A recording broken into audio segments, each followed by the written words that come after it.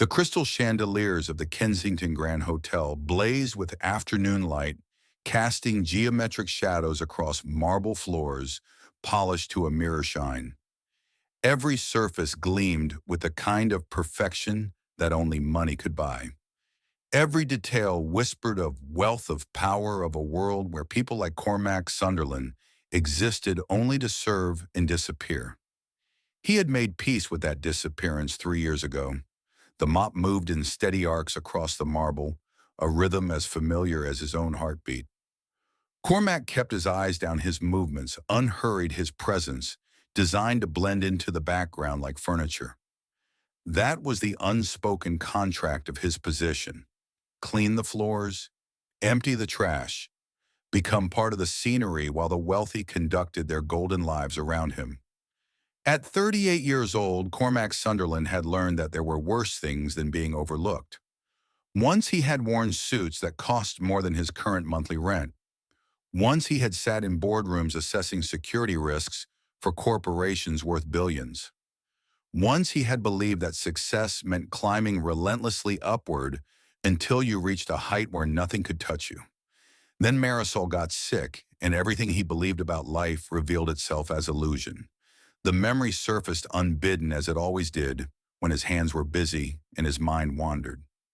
Marisol, with her dark hair spread across the hospital pillow like a halo.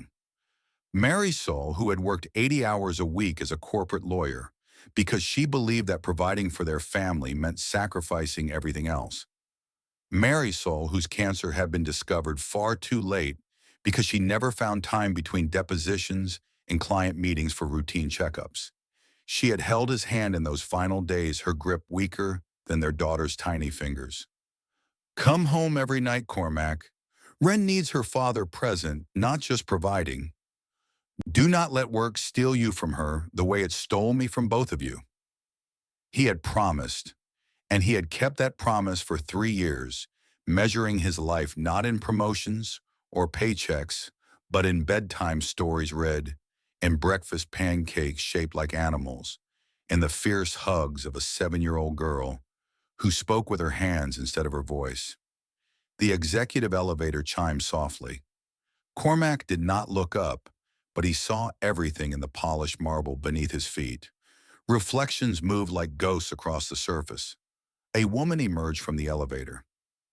Ellery Kensington, the CEO whose name adorned the building's facade, whose family had constructed this empire of luxury hotels spanning 12 cities across America. She was 42 years old, though she carried herself with the gravity of someone who had survived several lifetimes' worth of battles. Her suits were always immaculate, her posture always perfect, her expression always carefully controlled. In 3 years of working in her building, Cormac had never once seen her smile at anyone below the executive level. But he had noticed other things about her, things that most people miss because they were not trained to watch. Sometimes late in the evening, when she believed herself unobserved, she would stand at the lobby windows and stare at the city lights with an expression that looked remarkably like loneliness. Sometimes she would pause near the employee break room, where Cormac practiced his sign language during lunch, and something in her eyes would soften momentarily before she walked away. Today, however, she was not alone. A man walked beside her. Tall, expensive charcoal suit, silver hair, swept back from a face that might have been distinguished if not for something predatory lurking behind his eyes. Late 40s, Cormac assessed automatically his old training cataloging details without conscious effort. Confident posture, controlled movements. And his hand rested at the small of Ellery's back in a way that sent warning signals firing through Cormac's nervous system. Something was deeply wrong with this picture. Cormac had spent 10 years in private security before Marisol's diagnosis forced him to reevaluate everything. He had been trained to read body language like text to identify threats before they materialize into violence, to see the architecture of danger hidden within ordinary interactions. That training had become part of him, impossible to unlearn, even when he traded his security credentials for a mop and a maintenance uniform. The man's hand placement was wrong, Not the casual touch of a colleague or friend. Controlling, possessive, threatening. And Ellery Kensington, the woman who commanded boardrooms and negotiated billion-dollar acquisitions without flinching, was walking with the careful, measured steps of someone acutely aware that any sudden movement could be her last. Cormac kept mopping his rhythm, unchanged, his eyes fixed on the floor, but he watched their reflections glide across the marble like specters cataloging every detail. Then Ellery's hand moved. The gesture was subtle enough that anyone else would have missed it entirely. But Cormac had spent 7 years learning to read hands the way most people read facial expressions. 7 years of studying American Sign Language so he could communicate with his daughter, who had been born into a world of perfect silence. Ellery's fingers formed shapes in the air, between one heartbeat and the next, quick and precise. Help me, gun, forced contract, do not look up. The mop stopped moving for exactly 2 seconds, then resumed slower, now more deliberate. Cormac did not look up, but his mind was already racing, calculating distances and exit routes and response times with the precision of a computer running threat assessment protocols. The man beside Larry was armed. She was being coerced. She had chosen to signal the one person in this entire building who might understand her silent cry for help. She had chosen the man everyone else looked through as if he did not exist. The pair moved past Ellery's designer heels, clicking against the marble, in a rhythm that sounded like a countdown timer approaching zero. The man guided her toward the VIP elevators, with the confidence of someone who had planned this moment extensively. Cormac had 90 seconds to decide what kind of man he truly was. 3 years earlier, on a crowded subway car rattling through Manhattan, Cormac had watched a woman being harassed by a drunk man twice her size. She had looked around desperately, searching for anyone willing to intervene, and her eyes had locked with Cormac's for one terrible, crystalline moment. He had looked away. Nothing truly catastrophic had happened. The woman escaped when the train reached her stop. The drunk man stumbled off 2 stations later. Life continued as if the moment had never occurred. But Cormac still saw that woman's face in his dreams, still heard the question she never voiced, but that hung between them like an accusation. Why did you not help me? He had constructed elaborate justifications in the aftermath. He had Ren to consider. He could not risk injury, could not risk leaving his daughter without her only remaining parent. Self-preservation was not cowardice. It was responsibility.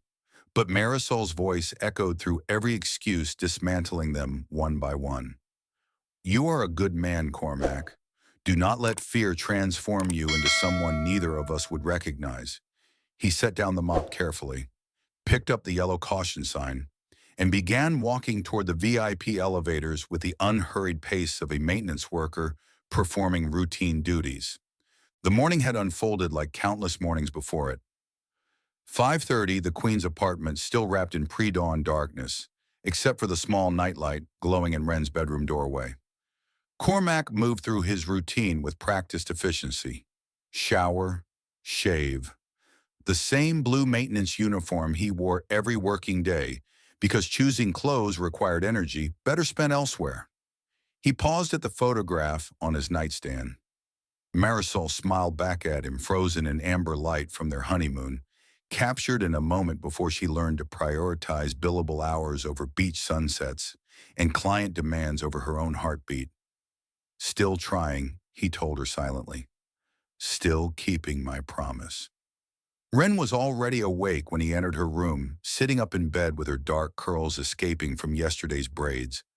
Her eyes bright with the particular intelligence of children who experience the world through different senses than everyone around them. She had been born deaf, profound sensorineural hearing loss, the specialists called it. Marisol had wept for 3 days after receiving the diagnosis, grieving preemptively for all the experiences she believed her daughter would never have. But Cormac had looked at his infant daughter and seen only possibility. If Ren could not enter the hearing world, he would learn to meet her in hers. Good morning, little bird, He signed the nickname flowing naturally from fingers that had practiced these movements thousands of times. Are you hungry? Ren grinned and signed back with the rapid fluency of a native speaker. Pancakes with the funny faces. He made pancakes with chocolate chip eyes and strawberry smiles while Ren perched on a kitchen stool and narrated her dreams in sign language. Something about flying over purple mountains. Something about a talking elephant who gave terrible advice. The surreal logic of 7-year-old dreams required no translation or explanation. Over the years, they had developed their own private additions to standard ASL. Small gestures that belonged only to them. A tap on the wrist meant, pay attention, something important is happening. A gentle tug on the earlobe meant, I love you always and forever. A hand placed flat over the heart meant you are safe. I am here, nothing can hurt you. Daddy Wren signed as he set the plate before her. Are you sad today? The question caught him off guard. Why do you ask, little bird? Your eyes look like when you think about mommy. 7 years old, and she could read him more accurately than anyone he had ever known. Perhaps because she had learned to watch faces with the intensity that hearing people reserve for voices. Perhaps because silence had sharpened her attention to everything that existed beyond words. Just thinking, he signed back. Not sad, just remembering. She nodded with 7-year-old solemnity, then attacked her pancakes with single-minded focus. But her eyes kept drifting back to his face, watching, measuring, making certain he was telling the truth. At 7:15, they walked 3 blocks to the specialized school where Wren spent her days learning alongside other deaf children. The building was modest and perpetually underfunded, staffed by teachers who performed daily miracles with inadequate resources and outdated equipment. Cormac had researched private schools for deaf children. Schools with better facilities, smaller class sizes, more resources. The tuition exceeded his annual salary. Someday, he promised himself each morning. Someday I will give her everything she deserves. At the entrance, Wren turned and wrapped her arms around his waist with fierce strength. Then she pulled back and signed their daily ritual. Come home tonight. Always, he signed back. I love you, little bird. I love you more. He watched until she disappeared through the doors, her small figure swallowed by the building.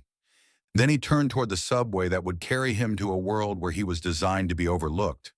That was the bargain he had struck 3 years ago. Being unnoticed in exchange for being present. A smaller life in exchange for a safer one. Becoming nobody in the wider world so he could be everything to his daughter. He had accepted that bargain. He had learned to find dignity in work that others looked through without seeing. But today, the universe was preparing to ask him a question he had been avoiding for 3 years. What kind of man are you really, Cormac Sunderland? And this time there would be no looking away from the answer. Ellery Kensington had not slept in 36 hours. The quarterly reports painted a troubling picture. 3 properties underperforming against projections, a pending lawsuit from a former executive, a board of directors growing increasingly restless about her leadership decisions. She had inherited this empire from her father, Harrison Kensington, a man who viewed business as warfare and interpreted mercy as weakness. She had spent 2 decades trying to prove worthy of his legacy, 20 years of 100-hour weeks and relationships that withered from neglect, and a personal life so barren it echoed when she walked through it. The last man she had truly loved had left her 12 years ago, defeated by her inability to prioritize anything above work. I cannot compete with quarterly earnings reports, Ellery, and I have grown tired of finishing second to spreadsheets. She had let him walk away. She had convinced herself it was necessary, inevitable, even preferable. Love was vulnerability in her world, a weakness that competitors would exploit without hesitation. Her father had taught her that lesson through 4 failed marriages and a death that found him alone in a penthouse suite surrounded by wealth he could not carry into whatever came next. Sometimes in the hollow hours before dawn, Ellery wondered if she was constructing the same elaborate tomb for herself. She arrived at her office at 7, as she did every morning, without exception. Black coffee, no sugar, no cream. The same efficient breakfast she had consumed for 15 years, because optimization was everything and pleasure was inefficiency. On her desk sat a photograph of her father at some long-forgotten corporate triumph, surrounded by people who wanted things from him. Harrison Kensington had been dead for 8 years. She had never removed his photograph. She had never stopped trying to earn approval from a man who could no longer grant it. The morning dissolved into meetings and calls and the endless cascade of small crises that defined executive leadership. A vendor dispute requiring arbitration, a media inquiry about labor practices, a board member who wanted to discuss succession planning, which was corporate code for questioning how much longer she would last. At 8 o'clock, her assistant informed her that her car was ready in the parking garage. She had a meeting across town with investors who needed reassurance that the Kensington brand remained worthy of their confidence. She took the executive elevator down alone, mentally rehearsing talking points and counter-arguments. She did not notice the man waiting behind the concrete pillar until he stepped directly into her path and her life changed forever. Garrett Vance. Recognition was immediate and visceral. Late 40s, silver hair, a face that had once graced business magazine covers as the brilliant CFO of Meridian Industries. That was 15 years ago, before her father executed the hostile takeover that reduced Meridian to rubble and Garrett Vance to ruins. She had not seen him in over a decade. She had heard whispers through corporate channels that his life had unraveled spectacularly after the takeover. His wife had taken her own life. His son had legally changed his name and vanished. Garrett himself had dropped off the radar, entirely disappearing from the circles where such men were monitored and measured. But here he stood in her parking garage, blocking her path with something cold and lethal glittering in his eyes. "It has been a long time, Miss Kensington." His voice was pleasant, conversational, terrifyingly calm. "Not since your father systematically destroyed everything I had built." She stepped backward instinctively. Her hand moved toward her phone. His smile widened. And then she saw the gun. The walk from the parking garage to the VIP elevators lasted approximately 4 minutes. It felt like 4 years. Garrett kept the weapon pressed against her spine, concealed beneath his tailored jacket, invisible to anyone not specifically watching for it. He guided her with subtle pressure, steering her away from populated areas, selecting routes with minimal camera coverage. To casual observers, they appeared to be a businesswoman and her associate conducting ordinary business. Nothing noteworthy, nothing alarming. "I want you to understand something," Garrett said conversationally as they walked. "I have been planning this moment for 3 years. Every detail mapped out, every contingency addressed. Your father took everything from me, my company, my wealth, my reputation. And when the newspapers quoted him, gloating about teaching me a lesson, about knowing my place, my wife read those words and decided she could not survive the shame." His voice maintained its pleasant tone, as if discussing weather patterns or stock prices, rather than the systematic destruction of his existence. "She took sleeping pills," he continued. "Left a note apologizing for being too weak to continue. My son discovered her body. He was 16 years old, and he found his mother dead on the bathroom floor because your father wanted to prove a point about power." Ellery's heart hammered so violently she could feel it in her throat. "I am sorry for everything you suffered, but I am not my father. I had no part in what happened to you." "No," Garrett agreed mildly. "You are worse in some ways. You inherited everything he stole from me, and you never paid any price for it. You built your comfortable life on the wreckage of mine. Today the bill comes due." They approached the lobby, and Ellery noticed the maintenance worker mopping near the concierge desk. She recognized him vaguely, though she had never bothered learning his name. The quiet man who always seemed to be practicing something with his hands during his breaks. She had observed him once in the employee break room, studying a sign language manual with intense concentration. Sign language. The realization crystallized with desperate clarity. 3 years earlier, she had sponsored a program supporting deaf children in the community. She had attended ASL classes as part of the initiative learning basic signs so she could communicate directly with the students. She had never imagined that corporate philanthropy would become a survival tool. She had 3 seconds to make her decision. 3 seconds while they passed the maintenance worker, while Garrett's attention focused on scanning the lobby for potential threats. Her hand dropped casually to her side, fingers forming shapes invisible to the man with the gun, but potentially visible to anyone fluent in the language of hands. Help me. Gun. Forced contract. Do not look up. The maintenance worker's mop paused for 2 heartbeats, then resumed its rhythm, slower, more deliberate. He had seen. He had understood. Whether he would risk everything to help a stranger remained an open question. Cormac positioned the yellow caution sign directly in their path, blocking the most direct route to the VIP elevators. Wet floor, slippery surface. Please use alternate route. A minor obstacle, perhaps 30 seconds of delay. But 30 seconds might be enough to reach the supply closet phone without being observed.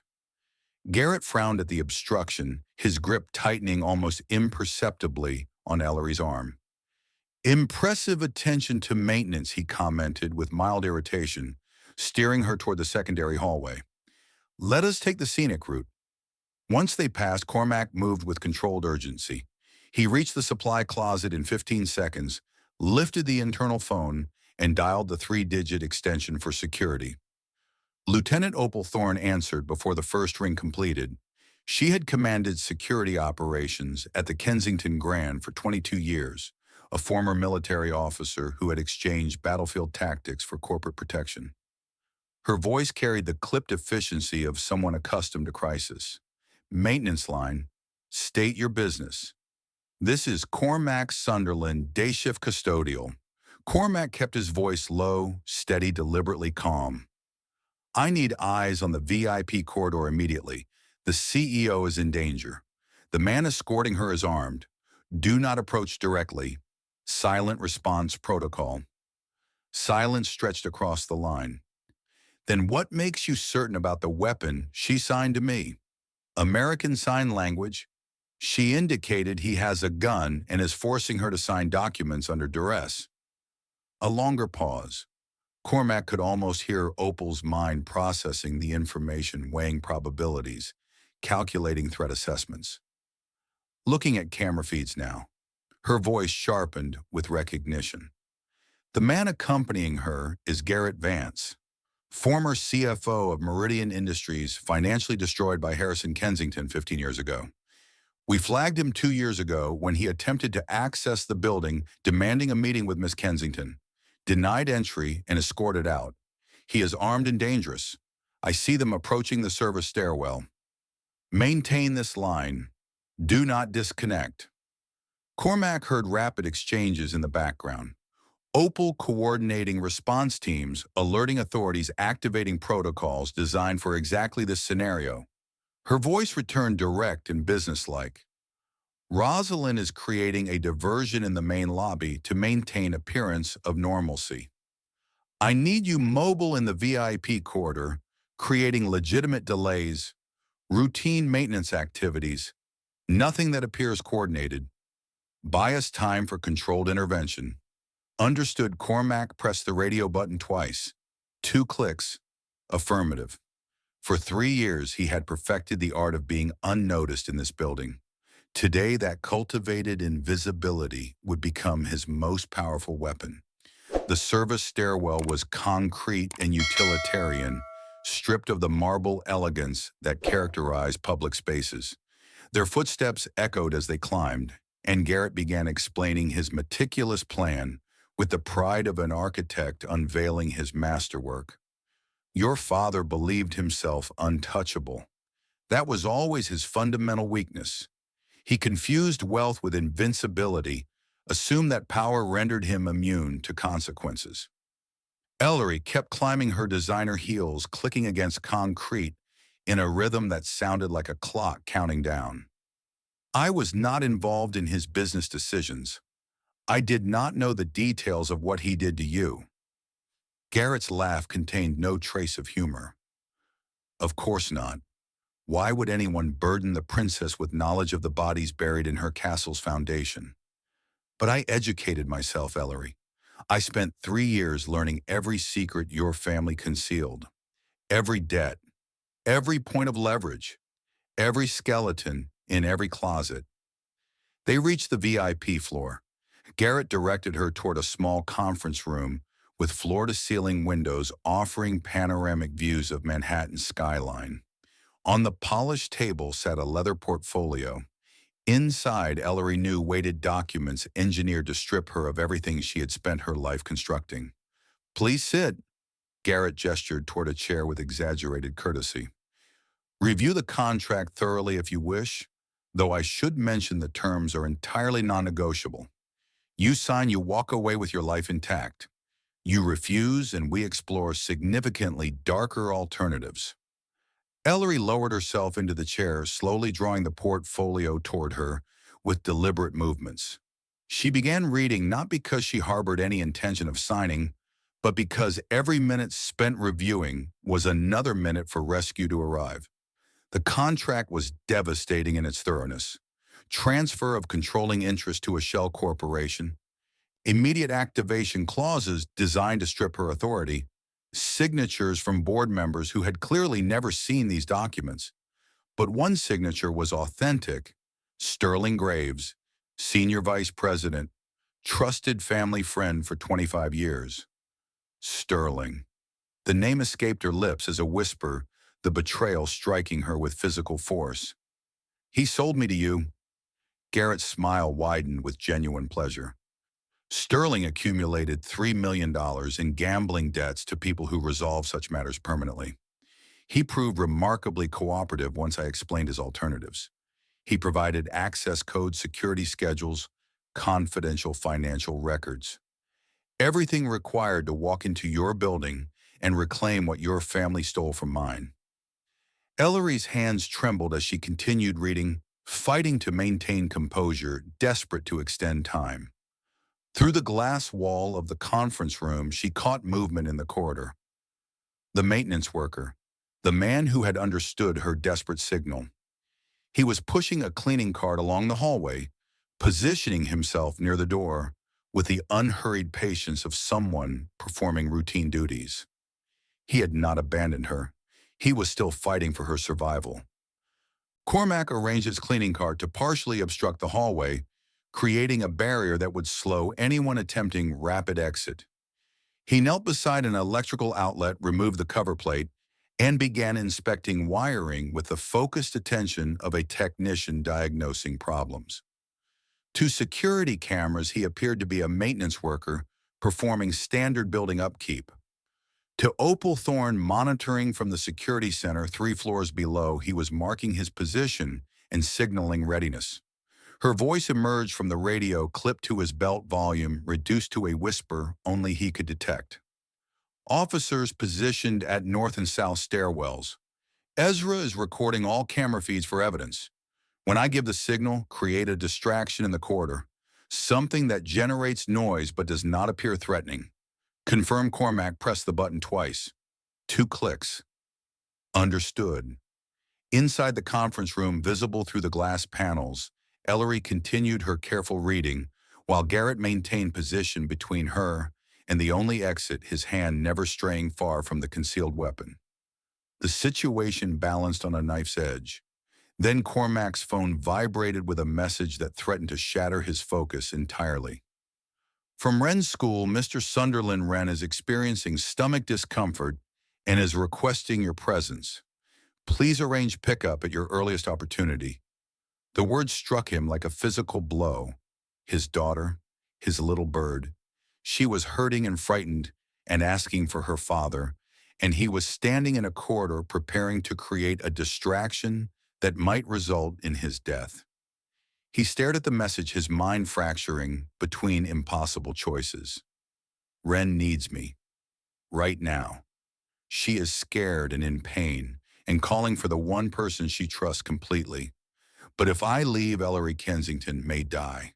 And I will carry that weight forever, just like the woman on the subway.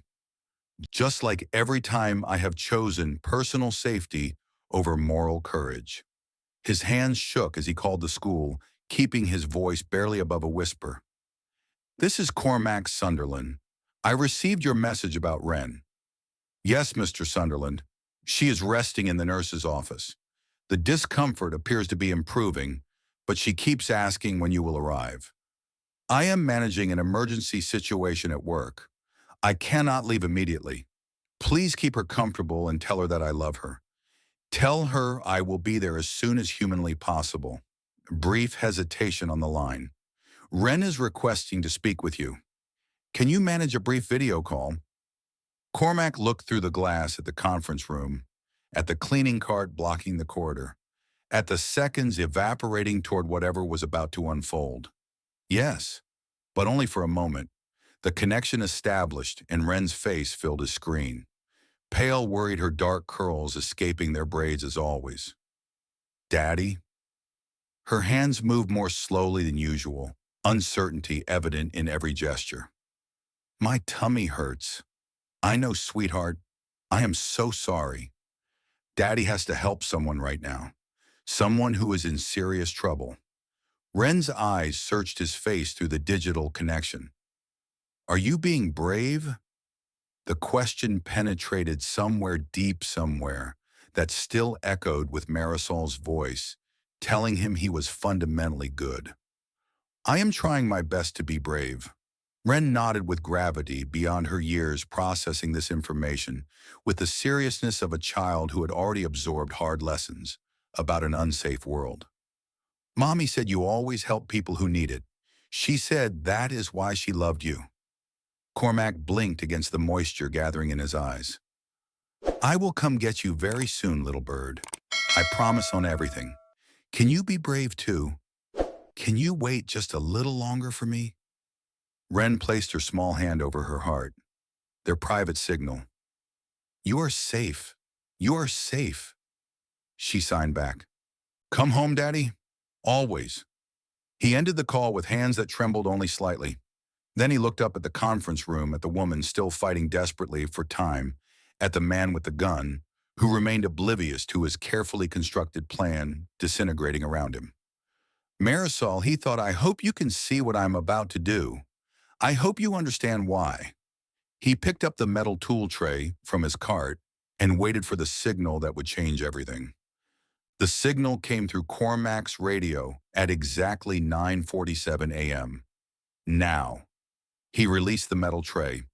The impact was explosive in the quiet corridor, a cascade of tools striking tile that echoed through the space like a series of gunshots. Inside the conference room, Garrett's head snapped toward the sudden noise with predatory alertness. Cormac dropped to his knees, gathering scattered tools with fumbling movements, muttering apologies loud enough to penetrate the glass. Just a clumsy maintenance worker. Just an unfortunate accident. Nothing requiring concern. But those 5 seconds of distracted attention changed everything. Opal Thorne and 2 police officers materialized at the corridor's end, advancing with the silent precision of trained professionals. They positioned themselves on either side of the conference room entrance. Opal raised 3 fingers, then 2, then 1. She pushed the door open. Garrett spun toward the intrusion, his hand emerging from his jacket with the gun now visible, all pretense of civility abandoned. Cormac signed one word through the glass panel. Down. It was a sign he had created for Wren when she was 3 years old, teaching her what to do if danger ever threatened. Their private code for when bad things happened and she needed to make herself as small as possible. Ellery saw it. Ellery understood. She dropped beneath the heavy conference table as Garrett's attention fractured between multiple simultaneous threats. Police, drop your weapon immediately. Garrett swung the gun toward the officers. In the same heartbeat, Ezra Whitmore, monitoring every camera feed from the security center 3 floors below, killed the conference room lights remotely. 3 seconds of absolute darkness. Officers equipped with night vision gear moved with choreographed efficiency. When the lights restored, Garrett was face down on the carpet, hands secured behind his back, weapon confiscated. He screamed about lawyers and constitutional rights and the cosmic injustice of a world that had stripped him of everything. But the camera footage was already being cataloged and time-stamped. Every moment from parking garage to conference room captured in high definition. A complete evidentiary record of kidnapping and extortion that no legal defense could explain away. Cormac remained in the corridor watching through the glass as officers escorted Garrett Vance toward the service elevator in handcuffs. His hands were still trembling. His pulse was still racing. But beneath the residual adrenaline, something else was taking root and growing. He had not looked away. He had not retreated into comfortable safety while someone else suffered. For the first time in 3 years, he had been the man Marisol always believed him to be. 2 hours later, another arrest unfolded in Ellery Kensington's executive office. Sterling Graves stood in the doorway, with his wrists bound in handcuffs, flanked by 2 federal agents in dark suits. His face had turned the color of old ash, his eyes unable to meet the gaze of the woman he had betrayed. 25 years. Ellery's voice remained steady, despite the tremor in her hands. You attended my christening. You delivered the eulogy at my father's funeral. You wept openly. I watched you weep. Sterling finally raised his eyes. They glistened with moisture, though whether from genuine remorse or self-pity remained impossible to determine. I had no choice, Ellery. Garrett threatened to kill me. He knew about every gambling debt. He knew everything. You always had choices. Ellery rose from her chair and approached him close enough to observe the evidence of years of stress and alcohol abuse mapped across his features. You could have come to me. You could have told me the truth and asked for help. Instead, you sold me to a man who wanted to destroy everything my family built. Your father knew about my gambling. Sterling's voice cracked and splintered. He rescued me 3 times from financial ruin, but the 4th time he refused. He said I needed to experience consequences. So I learned about consequences. I learned that your family would watch me drown while standing safely on the shore. My father's cruelty does not excuse your betrayal. Sterling produced a laugh entirely devoid of humor. No, but perhaps it explains the path I chose. The agents led him toward the door. As he crossed the threshold, he paused and turned back one final time. For whatever it is worth, I am sorry. Not that apologies change anything at this point. Ellery offered no response. She waited until the door closed, until footsteps faded into silence, until she stood alone with the weight of accumulated revelations. The detective who had remained cleared his throat carefully. Miss Kensington, there is additional information you should be aware of. During our investigation, we discovered that your father knew about Sterling's gambling addiction for over a decade. He had multiple opportunities to remove Sterling from his position, but chose not to pursue that option. Why would he make that choice? We believe he deliberately kept Sterling in place because compromised individuals are controllable individuals. A man burdened with secrets becomes a man who can be manipulated. Your father apparently used Sterling's weakness as leverage for his own purposes. Ellery closed her eyes. Her father, the man she had devoted her entire life to impressing, the man whose approval she had pursued across countless boardrooms and balance sheets and sleepless nights. He had been calculating. He had been manipulative.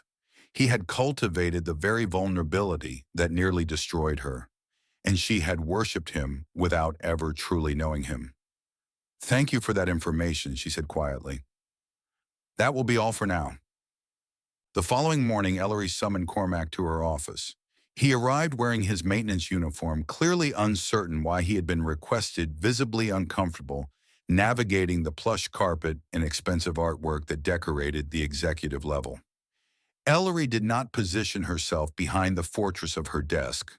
Instead, she pulled a chair to face him, directly close enough that they might have been equals engaged in ordinary conversation.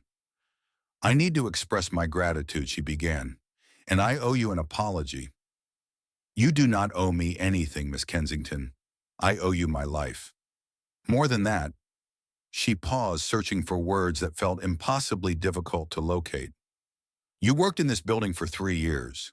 I passed you in hallways, in the lobby, and break rooms. I never once thought to learn your name." Cormac offered a slight shrug. "That is how the system operates. People in my position are designed to be unnoticed." "No." Ellery's voice carried sudden firmness. "That is how I permitted the system to operate. I constructed a world where the people performing the most essential work received the least recognition. And today, the person who saved my life was someone I had never bothered to acknowledge as a fellow human being." She leaned forward, her eyes searching his face intently. "The police informed me that you learned sign language for your daughter, that she was born deaf. That is correct. They also mentioned your background in private security, risk assessment for major corporations, that you abandoned that career 3 years ago." Cormac was quiet for a long moment, weighing how much of himself to reveal. "My wife died. Cancer discovered too late. She made me promise to be present for our daughter, to come home every single night. I could not maintain that promise in my previous profession, so I found work that allowed me to keep my word. And today you risked everything to help a complete stranger. Today I chose to be the man my wife always believed I could be." Ellery absorbed his words in contemplative silence. When she spoke again, her voice had softened noticeably. "I have spent my entire life constructing walls, building systems designed to keep me separate from the people around me. I believed that distance meant security. I believed that control meant safety." She glanced toward the windows, toward the Manhattan skyline stretching toward the horizon. "Today demonstrated how wrong I have been." Cormac followed her gaze. Outside, the city sprawled endlessly, millions of people living their unnoticed lives in towers and apartments and streets that never slept. "I want to implement changes," Ellery continued.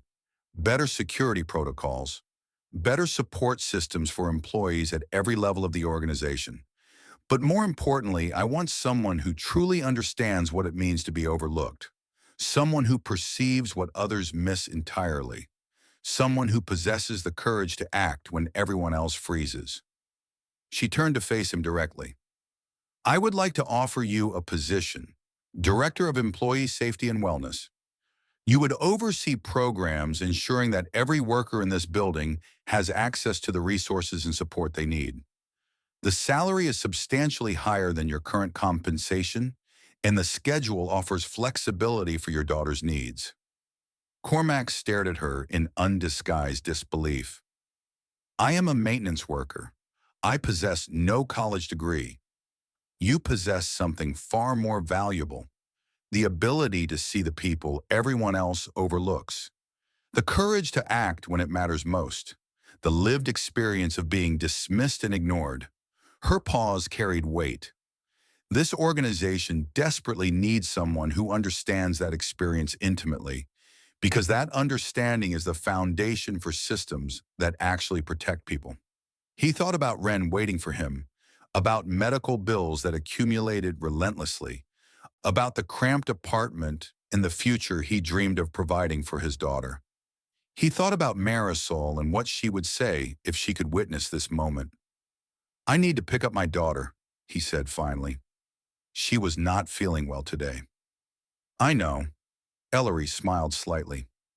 "I called her school. She is feeling significantly better. They will keep her comfortable until you arrive." "You contacted her school?" "You saved my life. Ensuring your daughter's care was the very least I could do."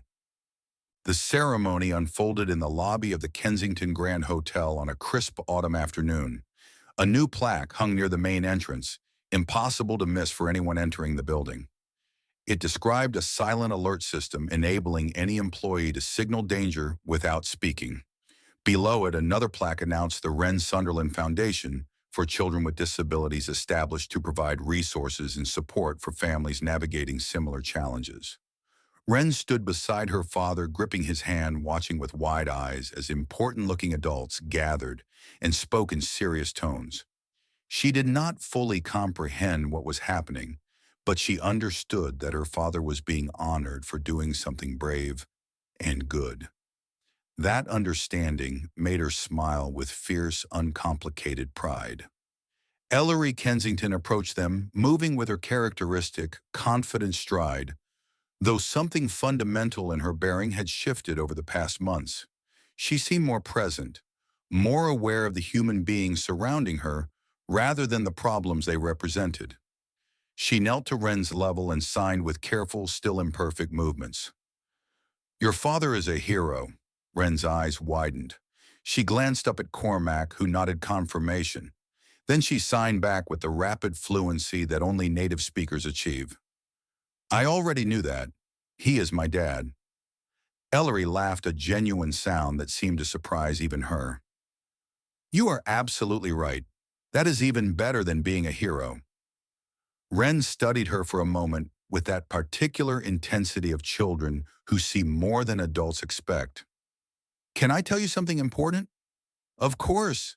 You look less sad than before. When we first met, you looked like Daddy used to look, before he started helping people again."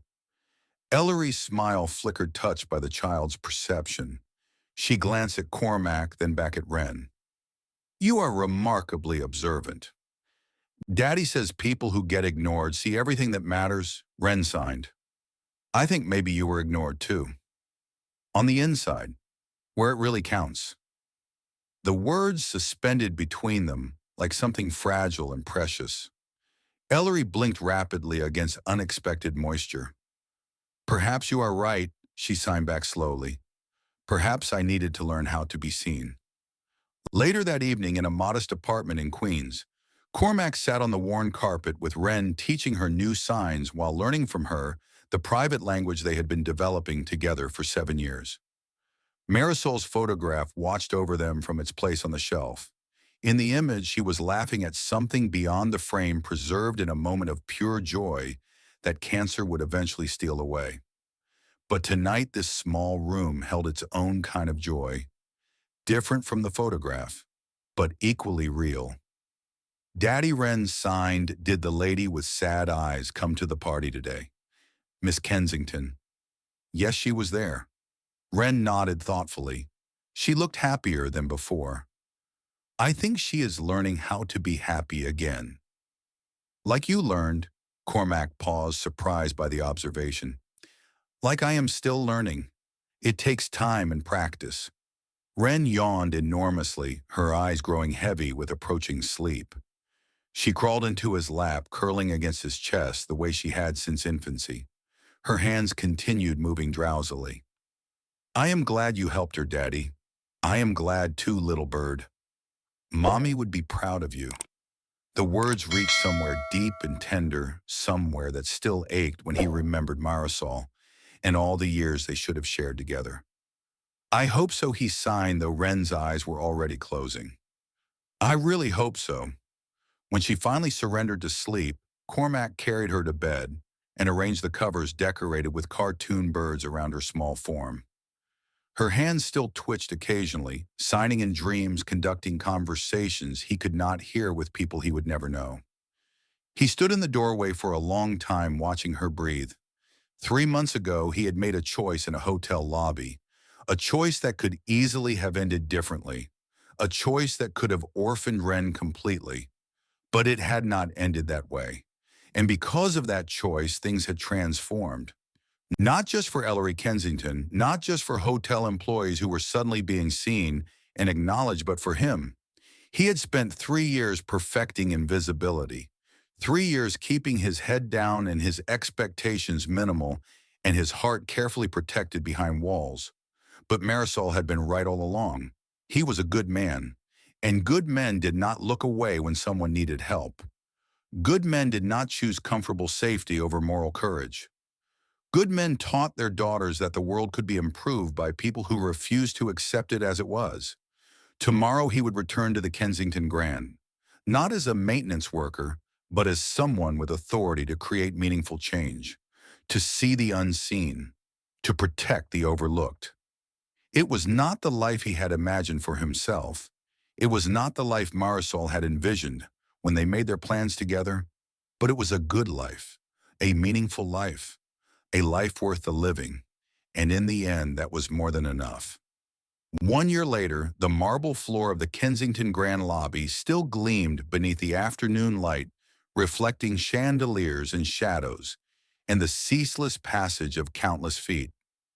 Cormac Sunderland walked through the space he had once cleaned his steps, carrying a confidence they had not possessed a year ago. He wore a tailored suit instead of a maintenance uniform. He carried a tablet computer instead of a mop.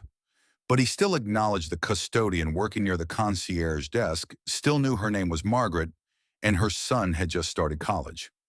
Wren ran ahead of him, her 8-year-old energy inexhaustible, as she navigated between guests and staff members, who all seemed to know her by name. She had been visiting the hotel regularly for a year now, a fixture of the after-school program Cormac had helped design and implement. She was thriving. New friends who communicated in her language, teachers who challenged her abilities, a future expanding with possibilities that once seemed impossible to reach. Daddy, look at this. Cormac followed her pointing finger toward the wall near the entrance. The original plaque still hung there, but it had been joined by something new. A photograph. Slightly grainy, captured from security footage, preserving a moment that had altered the trajectory of multiple lives. In the image, a woman walked through the lobby with her hands subtly raised fingers, forming desperate shapes in the air. And nearby, barely visible at the frame's edge, a man holding a mop had paused in his work, his attention captured by something most people would never have noticed or understood. Below the photograph, a small inscription read, "Sometimes the person who saves us is the one we never thought to see." In this building, everyone is visible. Everyone matters. Wren tugged at his sleeve. "That is you, Daddy, and that is Miss Ellery." Cormac nodded, his throat constricting with emotion. "Yes, that is us." Why did they put the picture on the wall? So people remember the important things? He knelt to her level, signing as he spoke. So people remember that everyone deserves to be acknowledged, that the person cleaning the floors might be the one who saves your life.